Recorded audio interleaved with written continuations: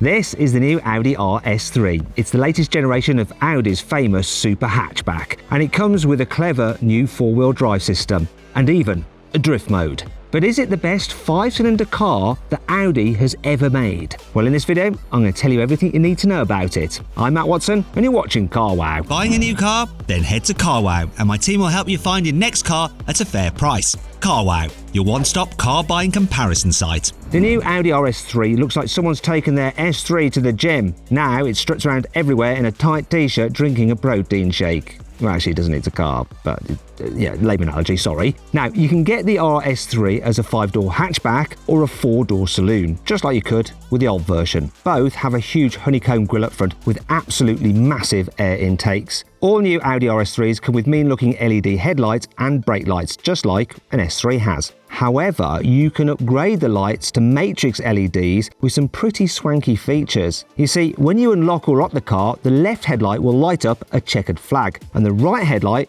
will show RS3 lettering. Now, besides the lights, the new RS3 comes with massive flared wheel arches like all other RS models. However, this new car is 3 centimeters wider at the front and 1 centimeter wider at the back than the old RS3. However, this sporty body kit isn't just for show. The vents behind the front wheels help smooth the airflow around the car to reduce drag.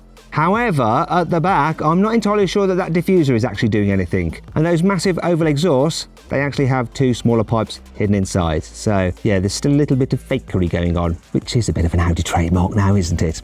Anyhow, what do you think of the new RS3's design? Is it a better looking car than the mercedes-amg A45? Let me know in the comments below.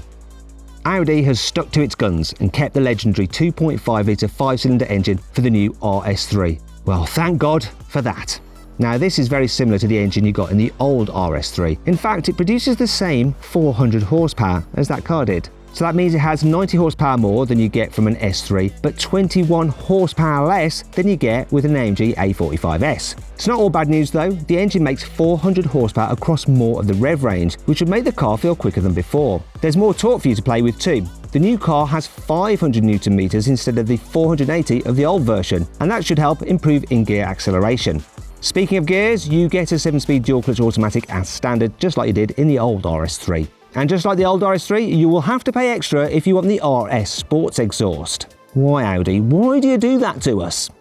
The new Audi RS3 does 0 to 60 miles an hour in 3.8 seconds. That's a whole second quicker than the S3 does it in, and it's 0.3 quicker than the old RS3 took to do 0 to 60 miles an hour. It's also quicker than the Golf R, which I actually managed to launch from 0 to 60 miles an hour in just over 4 seconds. Crucially, it's 0.1 of a second quicker to 60 than an A45 S, even though the AMG has more power. This means that the new RS3 is shaping up to be one of the quickest hot hatches ever.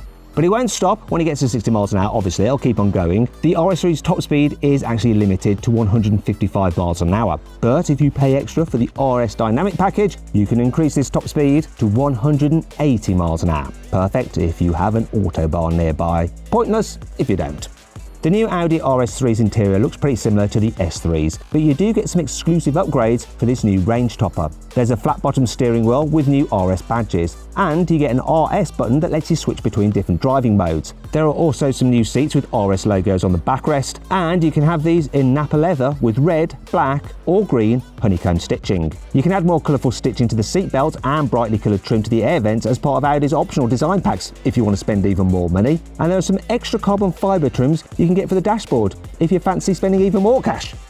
The big news for the RS3 is its new torque vectoring system. It's called the RS Torque Splitter, and it's part of Audi's latest Quattro all-wheel drive system. The old RS3 used a single clutch to split the engine's torque between the front and rear wheels, depending on how much grip they had. The new RS3 has 2 clutches at the back instead of 1, so there's 1 for each wheel. This means the car can control exactly how much torque to send to each rear wheel independently. This means the new RS3 can push itself around corners by sending more torque to the wheel with the most grip. For example, if you're turning right, it'll send more torque to the left wheel, and if you're turning left, it'll send more torque to the right wheel to push the car around. And it's all been designed to work with the optional Pirelli P0 Trofeo R semi-slick tyres, which should be super grippy if you fancy taking your RS3 on track.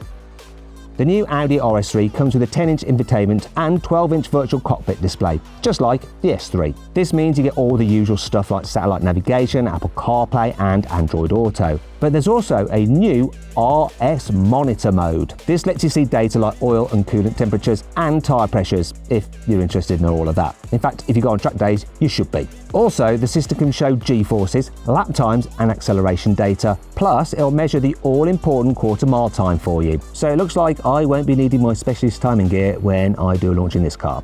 That's not true. I never go anywhere without it.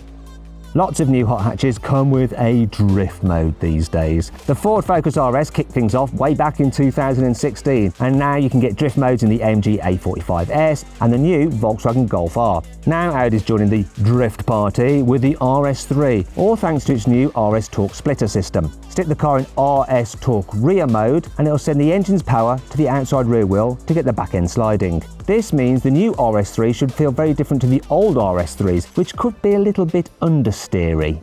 But will this drift mode be as good as the one on a mercedes-amg A45 S? Well, if you click on the pop-out banner in the top right-hand corner of the screen, you can watch me put the A45 S to the test and drift the heck out of it. Audi has completely reworked the RS3 suspension for this new model. Now, it's 10mm lower than an S3 and 25mm lower than a standard A3. This isn't just to make it look meaner though, it keeps the centre of gravity nice and low, which should help improve the handling. Audi's also tweaked the suspension geometry, changed the front subframe and fitted new suspension wishbones to make the RS3 feel more agile than the S3. And you can get optional adaptive dampers to help it deal with rough roads when you're not hooning it around on track. The Audi RS3 comes with 6-piston calipers and steel brake discs on the front as standard, but you can upgrade to carbon ceramic discs for more stopping power and less brake fade, which would be handy if you plan to take your hyperhatch on lots of track days. Now these discs are 380mm across. That's 5mm more diameter than the steel discs that you get with the car as standard, but they weigh 10 kilos less, which should improve how the car handles on bumpy roads as you're reducing unsprung mass. The standard RS3 gets red or black calipers, but if you go for the carbon ceramics, you can then get them painted in either grey or blue instead. Now, if you can't wait for an Audi RS3 to come on sale and you want to see what my favourite hot hatch is, well, if you click on the pop-out banner in the top right-hand corner of the screen, you can find out what the car is and an amazing deal. I've got one through carwow. So click on the banner to check that out. The new Audi RS3 will go on sale in Europe in August. It's the equivalent of £51,000 for the hatchback. That's not much more expensive than the last Audi RS3, which started from £47,000, and that car didn't have that clever drifting all-wheel drive system. This new RS3 model is shaping up to be a world-beating hot hatch. Hey, if you enjoyed the video, please give it a like. Also, let me know of any other videos you'd like me to do in the comments below. If you click there, you can watch some more videos, and if you click on that box there, you can actually sign up to the CarWow newsletter, where we'll keep you up to date of all the latest news and reviews from the car world in between these video uploads. So just click on that, sign up, it's completely free, and of course you can cancel anytime you want to. Thanks for watching, see you next time.